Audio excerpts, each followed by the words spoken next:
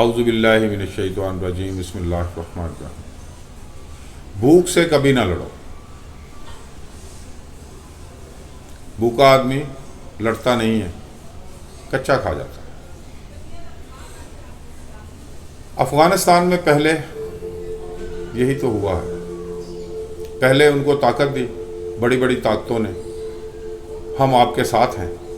بعد میں ان کو ختم کرنے کی کوشش کرنے لگے وہ طاقتیں جنہوں نے ان کو طاقتور بنایا تھا۔ کسی نے بھی ان کی بھوک ختم نہیں کی۔ صرف ہتھیار سے تو طاقت نہیں آتی، وہ ہاتھ بھی تو چاہیے ہوتے ہیں جو ان ہتھیاروں کو چلائیں گے، جو چلا سکیں۔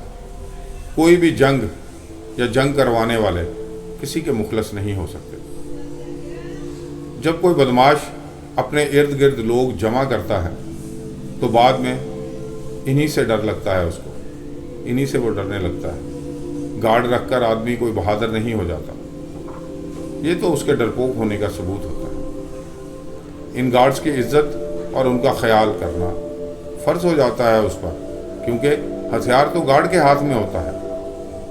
اسی طرح جب آپ کسی کو ٹینک اور ہیلی کاپٹر تک دے دیں گے اور پھر ان سے کہیں گے کہ یہ واپس کر دو، اب ہم آپ پر حملہ کریں گے، تو یہ کسی طور بھی ممکن نہیں ہوتا۔ اگر آپ کو کوئی بھی علاقہ جیتنا ہے تو وہاں کے لوگوں کی بھوک ختم کرنا پڑے گی۔ وہ خود عزت دار بھی ہو جائیں گے اور پیروکار بھی۔ معاہدہ ٹوٹنے کی وجہ سے جنگیں ہوتی ہیں، معاہدے ٹوٹنے کی وجہ سے جنگیں ہوتی ہیں، اور پھر جنگ ختم کرنے کے لیے ایک معاہدہ ہو جاتا ہے۔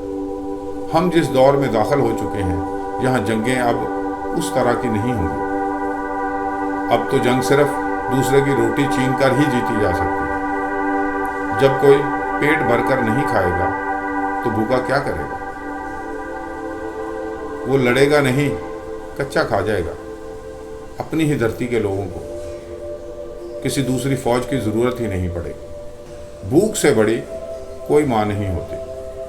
انسان بھوک کی حفاظت کے لیے سب کر گزرتا ہے۔ فاتح صرف وہ ہوگا جو دوسرے کا پیٹ بھرے گا، جو دوسرے کو پیٹ بھر کر کھانا کھلا سکے گا، اس کے مشکلات کو دور کر سکے گا، اس کی سماجی مشکلات کو دور کرے گا۔ جو بھوکے کی بھوک مٹا دے گا اس کی پوجا ہوگی، اور یہ اختیار اس کائنات میں صرف ایک ہی ہستی کے پاس ہے، اللہ تعالیٰ کی ذات کے پاس۔ سو آج تک نہ کوئی کسی کی بھوک مٹا سکا ہے اور نہ ہی مٹا پائے گا۔ وہی بھوک مٹاتا ہے، وہی سب کی عزتوں اور ذلتوں کا رکھوالا ہے اور مالک بھی ہے۔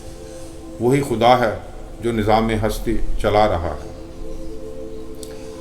دنیا کے خداؤں نے سب کر کے دیکھ لیا، کوئی اس کے سامنے کھڑا ہی نہیں ہو سکتا۔ آج تک نہ اس کے سامنے کو کھڑا ہوا ہے اور نہ کھڑا ہوگا۔ کورونا جیسے نکتے نے اسے خدا ہونے کا یقین دلانے کی کوشش کی ہے۔ کورونا جیسے نکتے نے ہم سب کو اس کے خدا ہونے کا یقین دلانے کی کوشش کی ہے۔ اگر اب بھی کوئی نہ سمجھا تو اللہ اس کو خود سمجھ لے گا۔ اس نے کلیسا، مندر، مسجد، گردوارہ سب کا ٹھیکہ کینسل کر دیا اور وہاں موت کو ان سب جگہوں کا پہرے دار مقرر کر دیا ہے۔ موت کو ہر اس جگہ کی ذمہ داری بھی دی ہے جہاں لوگ اکٹھے ہوتے ہیں، دکان ہو یا دفتر، مندر ہو یا مسجد، بازار ہو یا باغ، سب جگہ موت ہی پہرے دار ہے۔ اس نے موت ہی کو پہرے دار مقرر کیا ہے۔ یہ موت کا ڈر نہیں ہے۔ اس وقت جو ہم ڈر رہے ہیں، ہم موت سے نہیں ڈر رہے، ہم تو تنہائی سے ڈرتے ہیں۔ وہ لوگوں کو موقع دے رہا ہے کہ اکیلے رہ کر سوچنے کا اور سمجھنے کا، کس کس سے زیادتی کی، کس کس کا حق کھایا اور کون کون تم سے پریشان ہے۔ اگر تم دکھی ہو تو بھی، اگر تم سکھی ہو تو بھی، خود ہی دیکھ لو، خود ہی اپنا حساب کر لو، خود ہی اپنا اندازہ لگا لو۔ کچھ تو ایسا عمل ہمارے پاس ہو جس کو تنہائی میں ہم یاد کر کے اپنے اس عمل کا واسطہ دے سکیں۔ کہ اے اللہ ہم نے یہ بھی کام کیا ہے، اس کے صدقے میں ہمیں معاف کر دے۔ تنہائی ایک ایسی ساتھی ہے انسان کو انسان کے سامنے ننگا کھڑا کر دیتی ہے۔ دراصل ہم سے تو تنہائی نہیں کاٹی جا رہی، کیونکہ ہم اپنے آپ سے ملنا ہی نہیں چاہ رہے، ہم اپنا سامنا کرنے کے قابل ہی نہیں۔ یہ تنہائی والے اور لوگ ہوتے ہیں جن کو دنیا اچھی نہیں لگتی، وہ تو اس وبا سے پہلے ہی سے اپنے آپ کو کوارنٹائن میں رکھتے ہیں۔ بس اب کوارنٹائن میں اپنے آپ کو جواب دو اور اپنی بیماریاں ڈھونڈو اور اپنا علاج خود ہی کر لو۔ اس وبا کی ابھی تک کوئی دوا نہیں، اس کا درد بھی ہم اور دوا بھی ہم۔ اس کے باوجود جب مرض بڑھ جاتا ہے تو معالج کے مشورے کی ضرورت پڑتی ہے۔ تو اس وقت ہمیں جو مشورہ مل رہا ہے اس وبا کے حوالے سے، ہمیں اس پر عمل کرنا ہے۔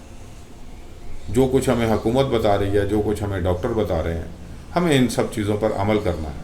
اگر ہم عمل کریں گے تو ہو سکتا ہے ہماری نجات ہو جائے، اور اللہ کے سامنے جب ہم اپنے آپ کو پیش کریں تو ہم کم از کم یہ تو کہہ سکیں کہ ہماری حکومت نے، ہمارے ڈاکٹروں نے ہمیں یہ مشورہ دیا تھا، ہم نے اس پر عمل کیا۔